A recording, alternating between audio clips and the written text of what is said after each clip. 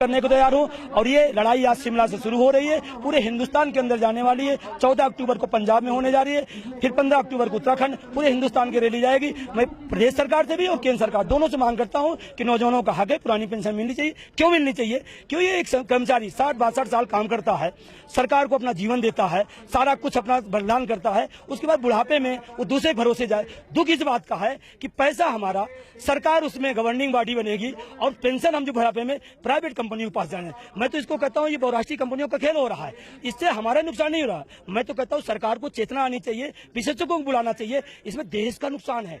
क्योंकि हमारा पैसा और सरकार का पैसा 10% आज की डेट में जो एनपीएस बोलते हैं वो कंपनियां ले जा रही हैं, पैसा हमारा कंपनी लेके चली जा रही है। अब मैं एक सवाल करता हूं सरकार से, मुख्यमंत्री जी से, प्रधानमंत्री जी से, विजय माल्या जैसे लोग देश का पैसा लेके भाग गए, आप कुछ नहीं कर पाए। हम छोटे से कर्मचारी हैं, हम जब बूढ़े हो जाएंगे हम किस कंपनी में पीछे दौड़ते जाएंगे? हमें पेंशन मिलनी चाहिए। बिल्कुल, बहुत अच्छा सवाल आपने किया कि 10 साल पहले क्यों? क्योंकि हमारे सारे जितने लोग यहाँ बैठे सब नौजवान हैं और कोई नौकरी में आया था, कोई नहीं आया था। हमारे जो जिम्मेदार साथी थे, जो संगठनों पर लेवल पर थे, उनकी जिम्मेदारी थी, उन्होंने जाने अनजाने में कहीं न कहीं गलती की, उन्हें प्रोटेस्ट करना चाहिए था। लेकिन क्या मान लीजिए हमारे गार्जियन ने, हमारे माँ बाप ने कोई गलती की तो क्या नौजवान भी वो गलती करेगा? इसलिए नौजवान ने अपना हक मांगने के लिए शिमला में रैली किया है और आप नजारा देख रहे हैं चारों तरफ कि क्या नजारा है। आप बिल्कुल बहुत सारी जानकारी आपने पूछा, मैं आपको जानता हूँ। आरटीआई के माध्यम से, तमाम मंत्रालय के माध्यम से ये चीजें निकल गई। सेंट्रल गवर्नमेंट के कर्मचारियों के लिए सेंटर दे सकता है, स्टेट गवर्नमेंट के स्टेट देता है, क्योंकि आज भी 2 जगह पश्चिम बंगाल और त्रिपुरा में एज इट इज पुरानी पेंशन लागू है।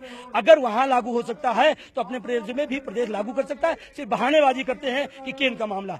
अच्छी तो बात है केंद्र पहल करे, जिसे इसको खत्म करने की उसे बहाल करे, लेकिन मैटर केंद्र के कर्मचारी केंद्र का, राज्य कर्मचारी राज्य है, ये स्वतंत्र है, क्योंकि पश्चिम बंगाल त्रिपुरा उसका उदाहरण है। जी बिल्कुल, हम बस एक पूरी नेशनल टीम हमारी बैठी बंगलौर के अंदर और 23 तारीख को तो हम लोगों ने तय किया कि हम लोग शांतिपूर्ण अपनी बात रखेंगे। माननीय मुख्यमंत्री से, सरकार से हमारी बात 15 अगस्त तक मान ली जाती है तो वेरी गुड, बहुत अच्छी बात है। और हम लोग कोई विरोध में नहीं है, न किसी सरकार न किसी पार्टी से। हमारा सिर्फ अपने हक के लिए हम मैदान में आए हैं और अगर नहीं बात मानी जाती है तो निश्चित रूप से दिसंबर के शीतकालीन सत्र में हम लोग जंतर मंतर कूच करेंगे और उसमें पूरा हिंदुस्तान रहे। मुझे तो जो जानकारी है, ठाकुर साहब ने जैसे बताया, यहाँ के प्रदेश अध्यक्ष है और हमारे मार्गदर्शक है पुरानी पेंशन बहाली राष्ट्रीय अभियान के ठाकुर साहब, ज्यादातर संगठनों ने यहाँ समर्थन किया है। मैंने मन से भी कहा कि उनका स्वागत है और जो लोग नहीं किए हैं वो करें, क्योंकि ये किसी गुट का, किसी विभाग की लड़ाई नहीं है, ये नौजवानों के पेंशन बहाली की लड़ाई है। इसमें सबको खुले मन से और अच्छा लगा कि बहुत सारे लोग आए हैं, मैं उनका वेलकम करता हूँ। देना चाहता हूँ, बहुत अच्छी बात है। बोझ पड़ रहा है, ये कहा जा रहा है।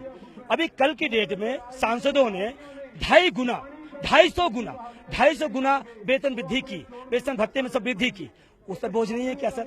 जो कर्मचारी आपको राजस्व वसूल के दे रहा है, राजस्व का पैमाना क्या कर्मचारी तो करता है, उसके लिए बोझ हो गया और आपके लिए 250 गुना बढ़ा लिए, बोझ नहीं हुआ।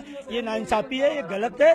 बोझ सिर्फ बहाना बताया जा रहा है, ये प्राइवेट कंपनियों को फायदा दिलाने का तरीका और कुछ नहीं। 2003 पूरे देश में 48 लाख लोग हैं जो एनपीएस के दायरे में आते हैं। पूरे हिंदुस्तान की बात मैं कर रहा हूँ और मैं कह रहा था 1 रैंक 1 पेंशन हो सकती है, 1 टैक्स 1 नेशन हो सकता है, तो 1 रैंक पेंशन क्यों नहीं हो सकती है? ये सवाल है आपके माध्यम से प्रधानमंत्री जी से।